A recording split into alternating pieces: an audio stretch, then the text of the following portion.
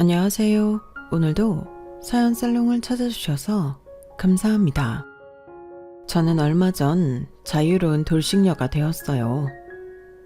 남편과 문제도 있긴 했지만 시댁 식구들의 허영과 어리석음이 저를 질리게 만들더군요. 옛날부터 자기 분수에 맞게 살아야 한다는 말도 있잖아요. 그런데도 욕심만 부리다 중요한 것들을 다 놓쳐 보기 좋게 우스꽝스러워진 제 전 시댁 이야기를 좀 해볼게요. 저희 부모님은 지방에서 작게 농사일을 하면서 지내고 계세요. 작물은 철에 따라 다양하게 재배하시는데 두 분이서 굶지 않고 생활하실 정도로만 하고 계세요. 저는 고등학교를 마치고 서울로 대학을 오게 되면서 부모님과 떨어져 살게 되었어요. 처음에는 낯선 서울 생활에 학업 스트레스까지 더해져 매일 울면서 부모님이 계신 집으로 다시 돌아갈까 말까 고민하던 때도 많았었죠. 하지만 아르바이트도 열심히 하고 친구들과도 잘 지내며 서서히 적응해 어느덧 깍쟁이 서울 아가씨가 다 되어 있었어요.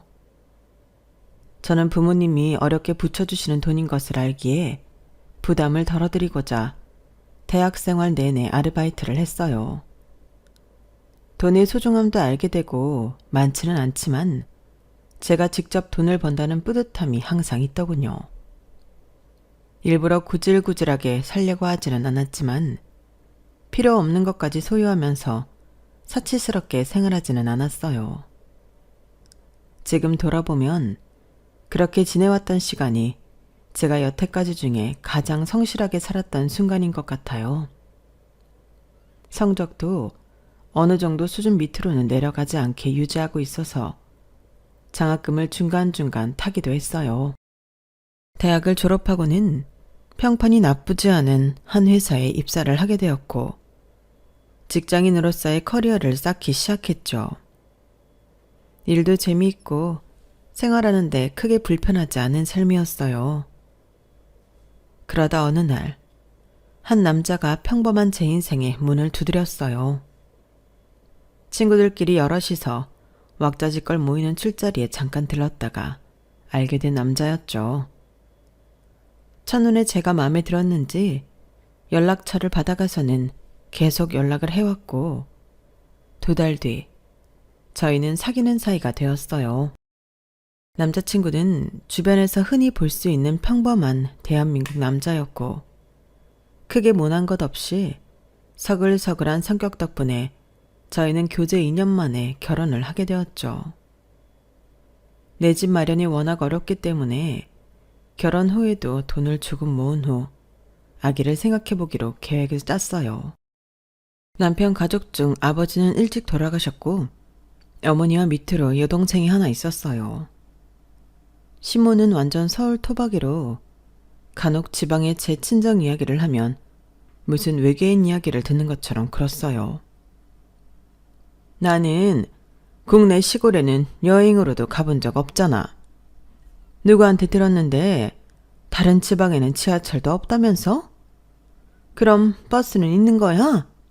불편해서 어떻게 살아? 이거 아는 분이 주신 귀한 건데 지방에서는 이런 거 없지? 안 먹지? 미안어, 오늘 개 탔다. 이거 돈 주고도 못 사 먹는 거래. 가끔 시골에서 농사가 잘 된 수확물을 부모님이 붙여주실 때가 있었어요. 시모에게 나눠드리려고 양손 무겁게 가져가면 그걸 고스란히 들고 와야 할 때가 많았어요. 이하야, 고마운데 이거 유기농 맞아? 네? 저희 아빠 엄마가 건강하게 키우셨다는 건 아는데 완전 유기농인지는 저도 잘... 나 유기농만 먹잖니. 여기에 농약을 얼마나 쳤을지 누가 알겠어. 이거 그냥 다 가져가서 너 먹어. 그래도 저희 아빠가 어머님도 같이 나눠 먹으라고 엄청 많이 보내신 건데. 그러니까 마음만 받을게. 그리고 다음부터는 시골에서 부쳐오는 이런 거 나한테까지 안 가져와도 돼. 너 많이 먹어. 결혼 초창기에 한번 시모에게 이렇게 상처를 받고 다시는 부모님이 주시는 작물 그 어떤 것도 가져다 드리지 않았어요. 하지만 웃긴 건 그 해의 흉작으로 구하기가 힘들거나 너무 터무니없이 비싼 것들은 간혹 저를 찔러보더군요. 미아야, 그 사돈댁이 시골에서 오이도 키운다고 하셨나? 네. 그래? 그럼 사부인한테 얘기해서 오이 좀 부쳐달라고 하면 안 되니? 채소 중에 제일 싼 게 오이인데 어제 마트 가니까 한 개에 3,000원이더라고. 그 돈 주고 오이를 사 먹을 수는 없잖아. 요즘 오이값 때문에 얼굴에 올리는 오이팩 좀 아꼈더니 이것 봐. 얼굴색이 엄청 칙칙하지? 이번에 농사 좀 되셨으면 넉넉하게 붙여달라고 말씀드려 줄래? 본인이 필요할 때는 염치불구하고 당연하게 요구하는 시모가 얄밉기는 했지만 어쩔 수 없이 들어주고는 했어요. 이런 것들은 어느 정도 참을 수 있었지만 시모가 제일 얄미울 때는 따로 있었어요. 바로 남편의 여동생인 신우 이야기를 할 때였죠. 남편보다 일찍 결혼해 딸도 둘이나 있는 신우는 심해부를 따라 미국에 몇 년째 나가 있었어요. 한국에는 손가락으로 꼽을 수 있을 정도로 나와 남편을 만나고 결혼한 지금까지 딱 한 번 왔던 것이 다였어요. 시모 말에 의하면 심해부는 미국 어느 유명한 대학에서 교수로 있고 신우이는 두 딸을 하버드나 예일 대학에 보내기 위해 교육에 힘쓰고 있다고 하더군요. 고작 10살도 되지 않은 애들인데 말이죠. 저는 그냥 그런가 보다 하고 말았어요. 신우가 한국에 있어서 자주 마주칠 것도 아닌데 굳이 그쪽 일에 오지랖을 부리고 싶지는 않았거든요. 어쨌든 시모는 제 앞에서 신우네가 미국에서 성공해 잘 살고 있다는 것을 항상 훈장처럼 자랑하고 다니느라 바빴어요. 미아야, 이것 좀 봐. 이번에 진이가 미국에서 보내온 건데 한번 봐봐. 이런 거 한국에서 구경도 못 해보잖아. 너도 지금 실컷 봐두렴. 아우, 엄청 비쌀 텐데 얘는 뭐 이런 걸 다 보내고 그랬지? 이 서방이 미국에서 잘 나가기는 잘 나가나 보다. 사실 신우가 붙여온 옷가지들은 한국에서 볼 수 없는 브랜드인 것은 맞지만 딱 봐도 저렴한 티가 팍팍 나는 허름한 옷들이었고 영어로 도배되어 있는 영양제나 과자 같은 것도 요즘은 해외 직구로 다 싸게 살 수 있는 것들이었어요. 전이가 너 이거 주래. 이게 미국에서도 구하기 힘든 원석으로 만든 목걸이란다. 색깔 너무 오묘하고 예쁘지? 멀리서 온 귀한 거니까 잘하고 다녀. 전이한테 잘 받았다고 고맙다고 문자 하나 넣어주고. 목걸이는 초등학교 앞 문방구에서 파는 싸구려 장난감이라고 해도 믿을 만한 것이더군요. 자세히 보니 목걸이는 도금한 것인지 금속 함량 같은 표시도 전혀 없고 원석이라고 하는 것도 플라스틱에 물을 들인 것처럼 이상한 색을 내뿜고 있었어요. 그래도 절 생각해서 보내준 것 같아 시모 앞에서 좋은 척 연기를 했어요. 어머, 아가씨는 뭐 제 것까지 너무 예쁘네요. 제가 아가씨한테 너무 고맙다고 착용하고 찍은 사진이랑 감사 문자 보낼게요. 맞다. 이번에 이 서방이 교수 학회에서 또 뭐 발표를 했다는데 너무 잘해서 거기 온 사람들한테 기립박수를 받았다 그러더라고. 그거 축하한다고도 한마디 더 써서 보내. 네. 시어머니는 능력 있고 잘난 사위와 대단한 시누이의 칭찬을 입에 달고 살았어요. 얼마나 좋으면 저러실까 싶어서 저도 그냥 시모 앞에서 잘 들어주는 척을 하곤 했죠. 선물이야 뭐 어쨌든 받은 것이 있으니 저는 시누이에게 고맙다고 문자를 보냈어요. 아가씨, 지금 몇 시인지 잘 몰라서 전화는 못하고 이렇게 문자 남겨요. 보내준 목걸이 잘 받았어요. 너무 예쁘네요. 고마워요. 아주버님도 학회에서 좋은 일이 있었다고 들었어요. 정말 축하해요. 제니랑 윤희도 잘 지내고 있죠? 아가씨 가족 모두 언제나 건강하고 좋은 일들만 있기를 바래요. 지금 생각해보면 이날 감사 문자를 보냈던 것이 화근이었던 것 같아요. 신우이는 그날 이후 내적 친밀감이 생긴 건지 매일 제게 문자로 미국 생활에 대해서 이야기를 해주었어요. 물론 듣고 싶지 않은 본인 자랑이 90%였죠. 언니, 그 목걸이 비싼 거니까 예쁘게 해요. 신랑이 라스베가스에 갔다가 비싸게 주고 산 거예요. 언니, 저 사는 집 한 번도 본 적 없죠? 짜잔! 사진에 있는 게 우리 집이에요. 너무 커서 안 쓰는 방도 있어요. 앞마당도 있고 뒷마당에서는 바베큐 파티도 해요. 나중에 미국 놀러 오면 우리 집에서 재워줄게요. 오늘 우리 제니가 학교에서 상을 받아왔지 뭐예요. 미국 애들도 타기 힘든 상인데 제니는 정말 천재 같아요. 오늘은 남편이랑 새 차를 계약하고 왔어요. 계속 BMW만 끌고 다녀서 지겹다고 했더니 제니 아빠가 벤츠로 한 대 뽑아준 거 있죠. 승차감이 나쁘지는 않네요. 어제 미국인 친구랑 여기서 제일 유명한 호텔에 가서 브런치를 먹었어요. 한국에서는 맛볼 수 없는 고급스러운 맛이더라고요. 친구도 얼마나 좋아하든지. 앞으로 자주 가야겠어요. 크리스마스 연휴에 따뜻한 하와이로 다 같이 놀러 갈까 계획 중이에요. 저는 오히려 캐나다에 가서 설산을 실컷 보고 싶은데 애 아빠가 추운 거 싫다 하네요. 너무 고민되네요. 신우이의 문자는 항상 이런 식이었어요. 아무렇지 않게 내뱉는 척을 하지만 사실은 모든 글자와 사진에는 자랑이 고스란히 묻어 있었죠. 저는 갑자기 시작된 신우의 문자와 사진 폭탄이 당황스러웠어요.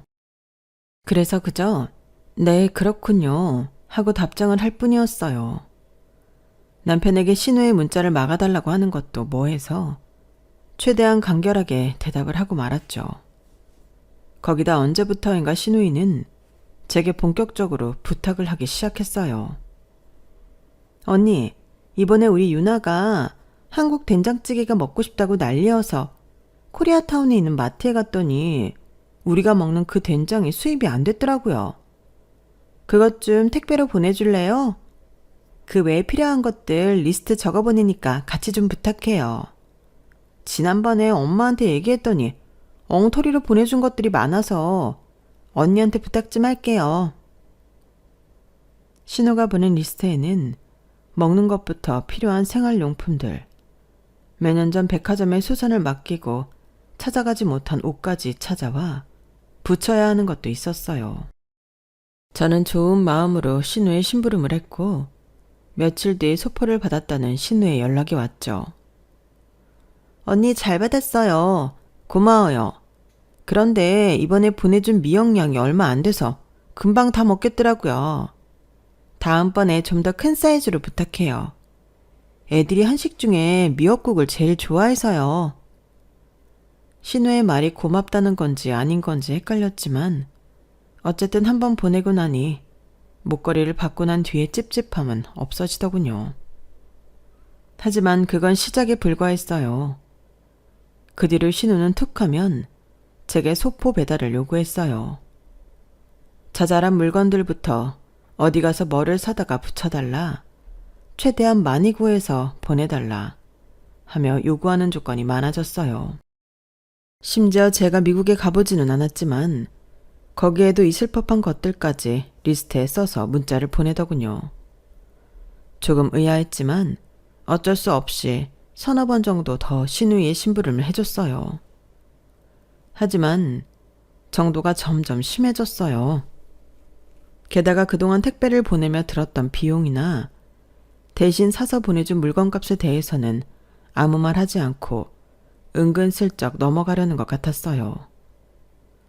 이해가 안 되는 차원을 넘어 저도 조금씩 짜증이 나기 시작했어요. 그리고 얼마 뒤 신우이가 또 제게 보내달라며 필요한 것들을 수십 가지 써서 보내왔더군요. 저는 이제 무시하기로 마음먹었어요. 그리고 마침 그즈음 회사에서 바쁜 일들이 겹쳐 매일같이 야근을 반복하기도 했었고요.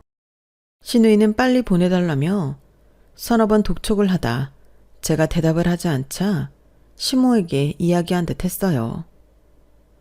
여보세요? 미아야, 나야. 어머니, 다른 게 아니고 전이가 너한테 뭐 좀 보내달라고 여러 번 말을 했는데 연락이 안 되는 것 같다 그러더라고. 혹시 무슨 일 있나 해서 내가 전화해 본 거야. 어이가 없었죠. 굳이 제가 연락이 안 된다며 시모를 통해 재촉까지 시켰다는 것이요. 어머니, 제가 요즘 많이 바빠요. 아가씨가 원하는 물건 하나하나 다 고르고 다닐 시간이 없어요. 그래? 그럼 어쩌니? 전이가 필요하다고 아주 난리던데. 주말에 시간 좀 내서 해주면 안 되니? 저 요즘 주말 출근도 하고 있어요. 그리고 앞전에 아가씨가 보내달라고 해서 붙인 택배값만 50만 원이 넘어요. 안에 물건값까지 하면 200만 원도 더 되고요. 저는 당연히 어떤 방식으로든 아가씨가 돈이라도 붙여올 줄 알았는데 거기에 대해선 아무 말이 없었어요. 첫 번째 택배야 제가 좋은 마음으로 보낸 건 맞지만 한두 푼도 아니고 그 뒤로 계속 이렇게 돈 얘기도 없이 붙이는 건 저도 좀 어려울 것 같아서요. 제 말을 들은 시모는 약간 움찔하는 것 같더군요. 아, 그래? 전이가 돈을 안 붙였구나. 우선 알았어. 일 열심히 해. 저는 속이 부글부글 끓는 것을 참으며 일을 했어요. 아무리 멀리 있어도 시누이는 시누인데 뭔가 불편한 느낌이 들기 시작했어요. 그날 저녁 늦게 퇴근하는 길에 시모가 제게 기프티콘을 보냈어요. 치킨 하나랑 피자 하나였죠. 저는 이게 뭐지 싶어 시모에게 문자를 보냈죠. 아, 이거 전이가 너한테 전해달라고 해서 내가 보내는 거야.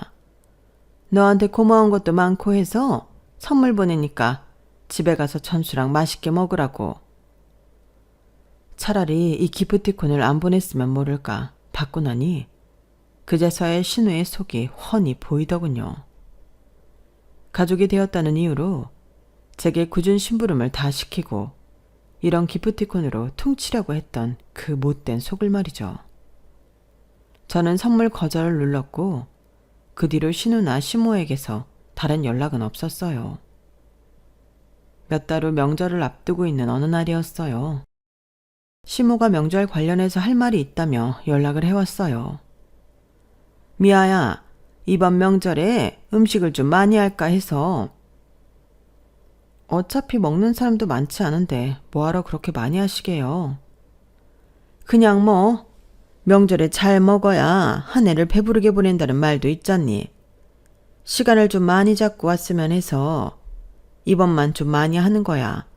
다른 때는 그냥 조금씩만 하고.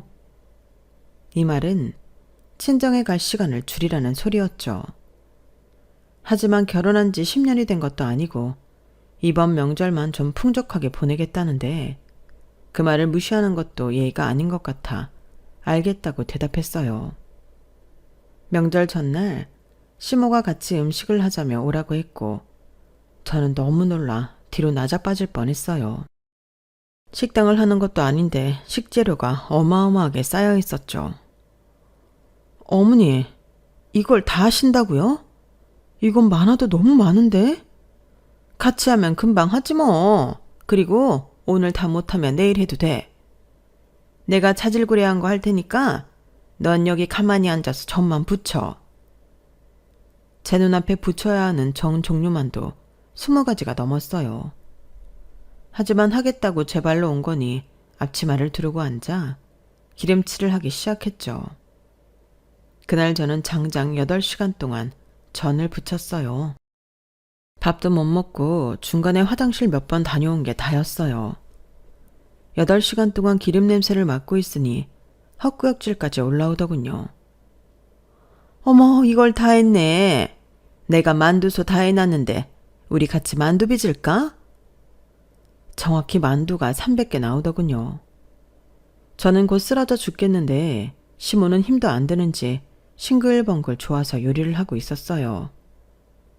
전이가 내가 아는 만두를 얼마나 좋아하는지 돌아갈 때 싸줄 것까지 넉넉하겠네. 네? 전이 아가씨요? 시모는 자기도 모르고 무심코 내뱉은 말에 눈만 동그랗게 굴리고 있었어요. 그게 있잖아. 전이가 지금 한국에 오고 있어. 네? 아가씨가 지금 한국에 온다고요? 이서방이랑 애들 둘도 다 오고 있어. 그래서 명절 음식 이렇게나 많이 하시는 거예요? 뭐, 우리도 먹고 전이네도 먹고 겸사겸사지 뭐. 진작 말씀하시죠. 아가씨 온다고 왜 말씀 안 하셨어요? 내가 깜빡하고 말을 안 했네. 아무튼 내일 아침 도착이야. 시모의 당황스러운 표정을 보고는 알겠더군요. 신우네가 한국에 온다고 하니 음식도 기절할 만큼 많이 준비했던 거예요. 저한테 솔직히 이야기하면 혹시라도 못한다고 할까봐 오기 전까지 함구하고 다 한 뒤 말을 꺼내려 했던 것이고요. 하지만 제 입장에서는 가족이 다 같이 모이는 명절이기도 하고 어차피 며느리로서 해야 할 일이었는데 그렇게 기분 나빠할 일도 아니었어요. 신우와의 택배 사건이 어찌됐던 여태껏 딱 한 번 만나본 신우이도 남편의 가족인데 반갑게 맞이하지는 못할 망정 삐뚤어진 마음을 잠시나마 가졌던 스스로가 한심하더군요. 어머니, 아가씨네 오신다고 하니 기분 좋으시겠어요. 제가 뭐 더 할 거 없어요? 괜찮으면 나물 좀 해줄래? 저는 15시간이 넘는 명절 음식을 다 마치고 지친 몸을 이끌고 집으로 돌아왔어요. 아가씨 내일 한국 도착이라는데 당신도 알았어? 전이? 그런데 왜 나한테 말 안 했어? 뭘 굳이. 어차피 와도 우리 집에 있는 거 아닌데 뭐하러. 그건 아니지. 나 오늘 어머님 집에 가서 하루 종일 음식하다 왔어. 명절 앞두고 음식 좀 미리 할 수 있지 뭐. 그게 아니라 정말 많은 음식을 했다고. 아가씨네 온다는 얘기는 거의 다 끝날 때쯤 알았어. 어머니도 아가씨 온 다음에 나한테 얘기하려고 했다 하시더라고. 명절 음식 좀 많이 했다고 지금 성질내는 거야? 성질내는 게 아니지. 필요할 때는 불러다 이것저것 시키면서 정작 아가씨 온다는 말 같은 건 왜 안 하는데? 가족이 이런 거야? 당신을 불러다 뭘 시켰다고 그래.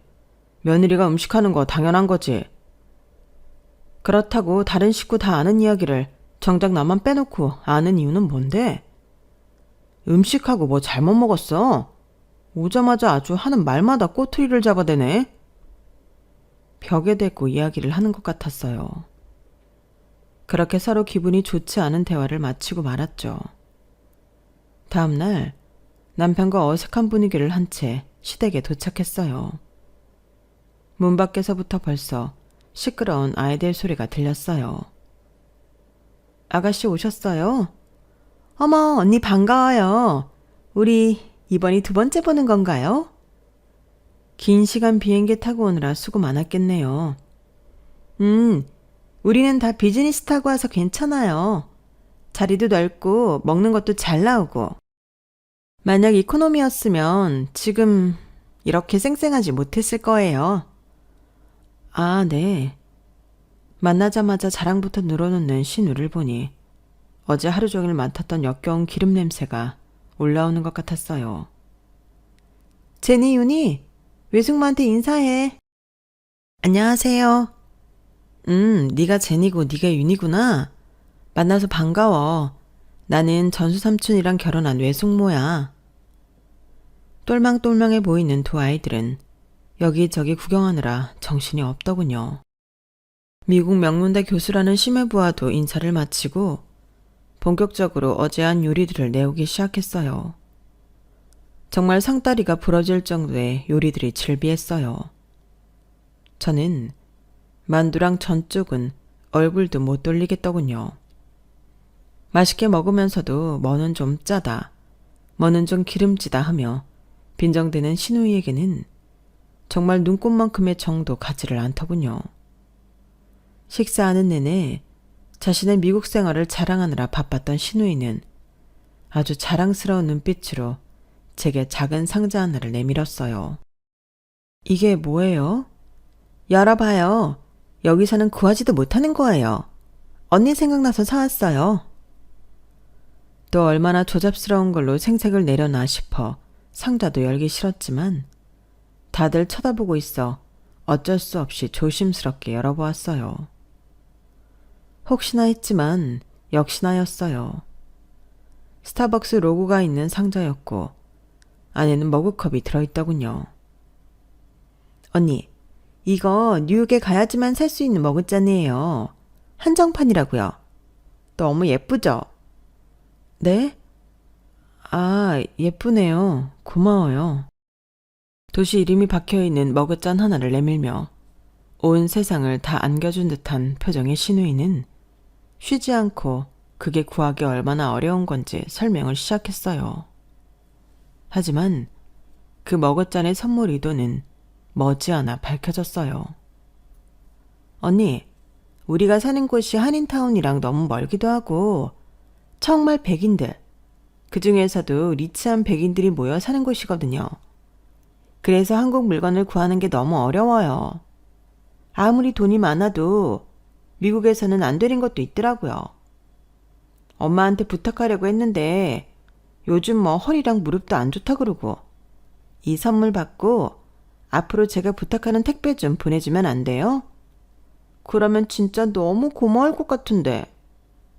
신우이는 애교 섞인 목소리로 택배 이야기를 꺼내더군요. 언니, 나중에 오빠랑 미국 놀러 오면 우리 집에서 지내게 해줄게요. 공짜로. 제가 사진 보여줬죠? 우리 집 엄청 커요. 남는 방이 몇 개인지 몰라요. 미국은 숙박시설도 어마어마하게 비싼 거 알죠? 그 돈만 아껴도. 저는 갈 계획도 없는 미국 여행에서의 숙박 제공을 들먹이며 호의를 베푸는 듯이 말하는 신우이가 정말 꼴보기 싫었어요. 저는 신우의 계획에 말리지 않고 쐐기를 박아야겠다는 생각에 말을 했어요. 택배요? 그런데요, 아가씨. 이게 정도가 있어야 하는데 너무 자주 또 너무 많이 보내달라고 하시잖아요. 저 집에서 노는 사람 아니고 이래요. 한 곳에서 다 구할 수 있는 것도 아니고 돌아다니면서 발품 팔아야 되는 것들 위주로 부탁하시는데 제가 좀 곤란해서요. 그리고 제가 알기로는 미국에서도 돈만 있으면 못 구하는 한국 물건 없다고 하던데 아무리 부자 동네에 산다 해도 아가씨 말이 좀 이해가 안 되네요. 그래서 안 된다는 거예요? 좀 힘들다고 말씀드리는 거예요. 차라리 문자로 이야기하면 더 안 좋을 뻔했는데 이렇게 얼굴 보고 말할 기회가 되니까 훨씬 낫네요. 저 전수 씨랑 사귀고 결혼까지 하면서 여태까지 아가씨 오늘로 딱 2번 본 게 다예요. 그런데 조금 황당했어요. 왜냐하면 목걸이 하나 보내고 대뜸 택배 심부름 시키고 매일 얼마나 럭셔리하게 사는지 자랑하는 말 사실 좀 불편했거든요. 불편해요? 싫으면 싫다고 하지. 지금 무슨 말을 그렇게 해요? 그래서 지금 싫다고 우회적으로 말하는 거예요. 끼지도 않았는데 까맣게 변색된 목걸이랑 이 스타벅스 머그컵을 가져와서 앞으로 택배 보내는 일을 적극적으로 해줬으면 좋겠다고 하는 게 너무 이해가 안 돼서요. 엄마한테 치킨이랑 피자도 받지 않았어요? 아, 그거요? 제가 선물 받기 거절했어요. 아가씨 통해서 어머니가 보내주신 것 중에 닭다리 껍질 하나도 먹은 거 없어요.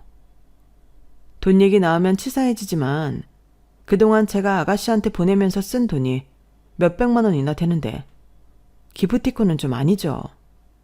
입장을 바꿔서 생각해보면 될 텐데요. 입술을 깨물고 부들부들 떠는 신우이가 느껴졌어요. 남편은 옆에서 가만히나 있지 오히려 기름을 들이붓더군요. 아니, 당신은 그거 좀 붙여준다고 뭐 어떻게 돼?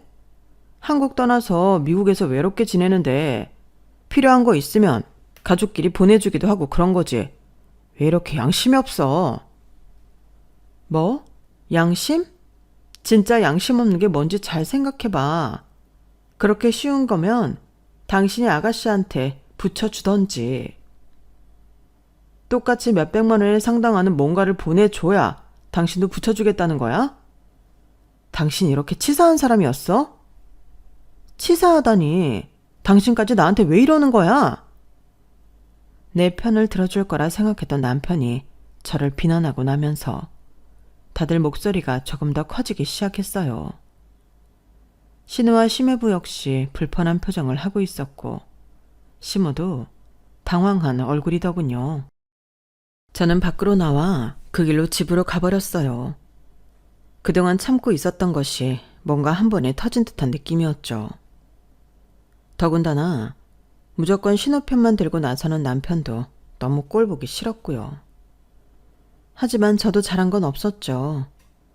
제일 연장자인 심우가 있는 데서 흥분의 언성을 높였으니까요. 저는 조용히 심우에게 전화를 걸었어요. 어머니, 저예요. 아까는 제가 정신 못 차리고 제 할 말만 하고 나왔는데 생각해보니까 어머니 앞에서 그러면 안 됐을 행동을 제가 한 것 같아서요. 죄송해요. 아니야. 뭐 그럴 수도 있지. 떨떠름하게 제 사과를 받은 어머니는 그 뒤로 당분간 제게 연락하지 않았어요. 남편과도 긴 냉전이 이어졌고 얼마 후 신혼의 가족도 아무 말 없이 미국으로 돌아간 것 같았어요. 제가 괜한 짓을 했나 싶어 자책도 했어요. 하지만 신우한테 제 불편한 입장을 확실하게 전한 것 같아 한편으로는 다행이기도 했어요. 그렇게 언짢은 명절도 끝나고 계절이 바뀌려고 할 때쯤이었어요. 남편에게 다급하게 전화 한 통이 걸려왔어요. 엄마 지금 응급실에 있대. 교통사고가 나서. 뭐? 어머니가? 내가 지금 갈게. 무단횡단을 하다 차에 친 시모는 갈비뼈와 다리뼈가 부러져 병원에 입원을 하게 되었어요. 다행히 머리나 다른 중요 부위는 다치지 않았지만 몸을 막 움직일 수 없게 다쳤더군요. 깨어난 것만 해도 다행이려니 하고 있었는데 의외의 것이 저를 기다리고 있었어요. 당신 돈 좀 있어? 나? 얼마나? 한 800만 원? 800이나? 그걸로 뭐하게? 엄마 병원비 내야지. 엄마 실비보험 있긴 한데 어쨌든 먼저 수납을 하고 처리해야 될 것 아니야. 당신은 돈 없어? 내가 돈이 어딨어. 보험료 돌려받으면 당신한테 주라고 할 테니까 이번에 좀 먼저 수납해줘. 남편은 당시 주식 때문에 비상금으로 있었던 여윳돈을 대부분 잃은 상태였어요. 그나마 안정적으로 회사 생활을 하고 저축만 꾸준히 해왔던 저는 당장 병원비를 낼 수 있을 정도의 돈 정도는 갖고 있었죠. 남편을 원망하고 있어봤자 잃은 돈이 돌아올 것도 아닌데 더 시끄럽게 만들지 말고 그냥 제가 먼저 돈을 내는 게 맞는 것 같았어요. 어차피 실비보험료를 받으면 어머니가 저한테 돌려주실 테니까요. 오랜 병원 생활을 마치고 시모는 집으로 돌아왔어요. 입원해 있는 동안 간병해줄 사람이 없어 연차를 모조리 당겨 제가 시모를 간호할 수밖에 없었어요. 집에 온 뒤로도 여전히 움직임이 활발하지는 못해서 제가 주말마다 반찬을 해놓고 오고 빨래며 청소까지 하고 와야 했어요. 그래도 교통사고였는데 살아서 저렇게 태어난 것만 해도 천만 다행이다 생각하며 불평 없이 온갖 굳은 일을 했어요. 몇 달 뒤 시모의 몸 상태도 많이 돌아왔고 정상적 일상생활이 가능해졌어요. 시모는 그동안 간병해줘서 고맙다며 제게 흰 봉투를 하나 내밀었어요. 이게 뭐예요? 조금밖에 못 넣었어. 그래도 미안 너 덕분에 내가 이렇게 잘 회복했어. 흰 봉투에는 놀랍게도 돈이 들어 있었어요. 그리고 더 놀라운 것은 그 돈의 액수가 30만 원이었다는 것이죠. 저는 시모에게 봉투를 돌려주며 말했어요. 어머니, 저 이런 거 바라고 한 거 아니에요. 큰 사고였는데 이렇게 살아계신 것만으로도 기적이고 감사하죠. 이런 거 안 주셔도 돼요. 그냥 제가 어머니 병원에 계실 때 대신 수납한 것만 부탁드릴게요. 실비 처리 아직 안 하신 거죠? 실비? 보험 말이니? 네, 저도 그냥 어머니 병원비 내드리고 싶은데 돈 들어갈 때가 많고 실비 처리로 병원비 대부분을 고스란히 받을 수 있다고 하니. 누가 그래? 나 실비 있다고. 전수 씨가 그러던데요. 제가 먼저 수납하면 어머니 다 낫고 실비 처리한 걸로 돌려주겠다고. 어? 나 실비보험 없어. 아니, 있었는데 해약했지. 해약이요? 언제요? 좀 됐는데. 난 보험 없어. 보험이 하나도 없으시다고요? 수술이고 치료고 나을 보험비가 없어. 전수 걔가 잘못 알고 있었나 보네. 그럼 있었는데 왜 해약을 하셨어요? 시모는 제 질문에 우물쭈물하며 한참 대답을 못하더군요. 그게 필요해서 해약을 좀 했지. 그러니까 언제 뭐가 필요해서 해약을 하셨는지 궁금해서요. 얼마 전에 전이가 돈이 좀 필요하다고 해서. 네? 미국의 아가씨가요? 나도 수중에 가진 게 없어서 있는 보험 다 해약해서 줬거든. 아가씨가 무슨 돈이 필요하다 그랬는데요? 그건 나도 몰라. 그냥 급하다고 그래서. 기가 막혀서 말이 다 안 나오더군요. 어머니, 이 사고 말고도 이제 한참 병원 자주 다니실 나이인데 어쩌시려고 그 돈을 다 빼서 아가씨를 주셨어요? 뭐 그렇게 아플 일이야 또 있겠니? 모자란 사람처럼 헤헤 웃는 시무를 보니 더 기가 막히고 살이 다 떨렸어요. 당장 집에서 나와 신우에게 전화를 걸었어요. 여보세요? 아가씨, 나예요. 언니가 웬일이에요? 나한테 먼저 연락을 다 하고? 물어볼 게 있어서요. 혹시 예전에 어머니 보험 다 해약해서 아가씨한테 돈 주셨어요? 갑자기 그건 왜요? 어머니 이번에 교통사고로 몇 달 동안 엄청 고생하신 거 알죠? 그 간병도 제가 거의 도맡아 했고요. 그런데요? 어머니 병원비 나온 거 제가 먼저 수납했어요. 남편이 치료 다 끝나고 보험 처리해서 저한테 돌려주겠다고 그러더군요. 그런데 지금 어머니한테 여쭤보니까 그걸 해약해서 다 아가씨한테 줬다고 하시네요. 꼬일 대로 꼬인 신우이의 태도는 아주 기고만장했어요. 그럼 우리 엄마 보험 해약하면서 언니한테까지 물어봐야 돼요? 그 돈 급하다고 했다면서요. 그렇게 돈 많은 거 자랑하면서 뭐 때문에 어머님 보험 해지까지 하면서 가져갔냐고요. 급한데 썼다니까요. 내가 그걸 왜 얘기해야 하는데요? 얘기하기 싫어요? 알겠어요. 그럼 어머니 병원비 고스란히 지금 저한테 붙여주세요. 뭐라고요? 내가 왜 그 돈을 언니한테 붙여요? 사고 나고 어머니 돌보면서 아가씨고 남편이고 저한테 수고했다는 말 한 번 없더군요. 심지어 오늘 어머니가 저한테 고생했다고 주신 돈이 얼마인 줄 알아요? 30만 원이요. 저 돈 바라보고 간병한 건 아니었어요. 진심으로요. 그냥 내가 먼저 내드린 병원비만 받으면 됐지. 어머니 살아계신 게 다행이지. 하면서 아무 말 안 하고 있었다고요. 그런데 지금 상황이 이렇게 됐네요. 아가씨랑 전수씨가 빚을 내던지라도 해서 그 돈 저한테 갚아주세요. 누가 그깟 800만 원 없어서 그러는 줄 알아요? 그러니까 빨리 돌려달라고요. 전 그깟 800만 원 너무 소중하니까. 리치하신 아가씨는 그 돈 빨리 저한테 돌려달라고요. 신우는 신경질을 내며 전화를 끊어버렸어요. 저는 화가 나 남편에게도 전화를 했지만 돌아오는 대답은 똑같았죠. 그래? 보험 해약한 거 나는 모르고 있었는데. 그걸 왜 전이한테 줬지? 당신 지금 남 얘기해? 당신 어머님 얘기야. 아가씨 태도도 가관이던데. 뭘 또 그걸 갖고 미국에까지 전화해서 그러냐? 너도 너무 다혈질이야. 그걸 가지고? 800만 원이 그까짓 거면 왜 나한테 안 주는 건데? 아가씨나 당신이나 아주 사고체계가 똑같나 보네. 누가 남매 아니랄까봐 남 열받게 하는 재주가 아주 똑같네. 그렇게 얼마 안 되는 돈이면 당신이 나한테 지금 돌려줘. 내가 지금 돈이 어딨냐.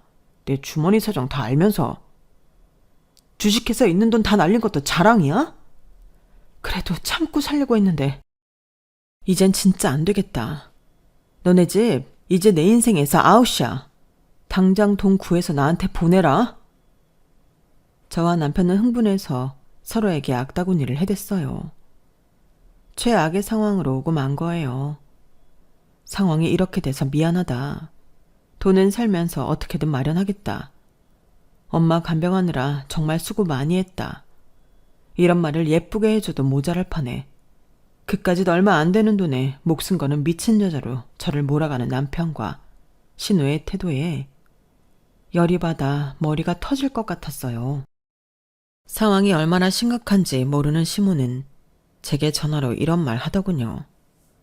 그런데 네가 결혼하고 이 집에 들어와서 전수가 너한테 해준 것들이 돈으로 바꾸면 800만 원 이상의 가치가 있지 않을까? 너무 화만 내지 말고 잘 생각해봐. 이게 이렇게까지 만들 일은 아니잖니. 어머니도 그러시는 거 아니에요. 지금 저한테 800만 원보다 더 중요한 건 이 집 사람들 아무도 제게 고마워하지도 미안해하지도 않는다는 것이에요. 어머니 포함해서 말이에요. 내가 언제 내가 간병해준 거 고맙다고 봉투에 돈도 넣어줬잖니. 아, 30만 원이요. 정말 눈물나게 고마운 돈이네요. 저 진짜 그 돈도 필요 없어요. 제가 낸 800만 원만 고스란히 돌려주세요. 그리고 제가 정말 인간 대 인간으로 안쓰러워서 드리는 말씀인데요. 어머니가 입에 침이 마르도록 잘났다고 칭찬하는 아가씨. 미국에서 좋은 집, 좋은 차 타고 애들 비싼 국제학교 보내고 매일 여행 다니면서 돈 쓰는 거 자랑하고 다니는데 좀 이상하다고 생각 안 하세요? 그렇게 번지르르하게 살면서 도대체 뭐가 부족해서 어머니 보험까지 싹 다 가져간 걸까요? 너무 내 자식이라고 감싸지만 말고 눈 똑바로 뜨시고 보시라고요. 제 상식으로는 아가씨 행동이 도대체 이해가 안 되네요. 더 이상 시모의 말도 들을 필요가 없더군요. 그때 저는 이 집과의 인연을 끊겠다고 다짐했어요. 그로부터 몇 달 뒤 저는 돈을 돌려받을 수 있게 되었어요. 당연히 순수하게는 아니고 법원의 명령으로요. 그 사건 이후 저는 남편과 이혼을 결심했고 동시에 소송을 진행했죠. 선고가 나오기 전까지 시모, 신우 남편은 돌아가면서 욕이 가득한 문자를 매일 보내고 괴롭히더군요. 안 받는 부재중 전화도 몇백 통씩 남기고요. 제가 누구와 결혼을 해서 살을 맞대고 살았던 건지, 우리 부모님도 못 챙기는 주제에 누구 간병을 자처했던 건지, 한동안 스스로에 대한 자책과 회의감으로 힘들었어요. 어쨌든 저와 그 집 사람들과의 연은 거기까지였죠. 저는 회사에 사정을 부탁해 무급 휴가로 부모님이 계시는 집에 와 있었어요. 주변인들은 그렇게 괘씸한데 뭐라도 더 뜯어냈어야 되는 거 아니냐고 하지만 저는 더 바라는 것도 없어요. 조금 비싼 인생 교훈을 얻었다고 생각하려 해요. 제가 그 사람들한테 뭔가를 더 얻어낸다고 해서 그걸로 제가 행복해질 것 같지도 않고요. 이제 저는 완전히 후련합니다. 참, 미국에 있는 그 신우가 가족들과 전부 한국으로 돌아왔다는 소식을 들었어요. 평생 거기서 리치하게 잘 살 것 같았는데 돌아온 이유가 더 황당하고 기가 막히더군요. 미국에서 교수로 있다는 신우의 남편은 사실 석사 과정을 밟고 있는 학생이었어요. 뭐가 창피해서였는지 몰라도 교수로 직업을 탈바꿈 시킨 것이더군요. 게다가 그 신우가 자랑해온 비싼 집이며 차 같은 건 아예 있지도 않았더라고요. 그거 있다고 누가 부러워하는 것도 질투하는 것도 아닌데 왜 그런 말도 안 되는 거짓말을 했는지 아직도 이해가 되지 않아요. 게다가 신우는 영어도 잘 못해서 한인 식당을 돌며 조금씩 일을 해 생활했는데 그마저도 성실하게 안 하고 옮겨 다녀서 한인들 사이에서 별로 소문도 좋지 않게 났다고 해요. 모아둔 것도 없어 지금 내 가족이 시모 집에 얹혀 살고 있다고 들었어요. 남편의 공부고 뭐고 당장 생활 자체가 어려우니까 어떻게든 필요한 것들을 한국에서 택배로 받아서 생활했던 것이고 시모의 보험 역시 그런 생활비를 충당하기 위해 가져간 것이라고 하더군요. 보이는 게 전부라고 믿은 허영덩어리 못난 신우, 아무 상황 파악도 못하는 시모, 남일처럼 수수방관했던 남편, 제 평생 만나기도 힘든 사람들을 한 집안에서 다 만난 것 같네요. 그들이 아주 잘 살기를 바라기는 어려울 것 같아요. 저는 또다시 힘을 내서 부모님 잘 모시며 앞으로의 인생을 잘 꾸려 나가보려 합니다. 응원해 주시면 더 힘이 날 것 같아요. 지금까지 이야기 들어주셔서 고맙습니다. 항상 건강하시고 행복하세요. 여러분, 사연 댓글에 응원과 현명한 조언 부탁드려요. 좋아요와 구독은 저에게 큰 힘이 됩니다. 오늘도 좋은 일 가득하세요.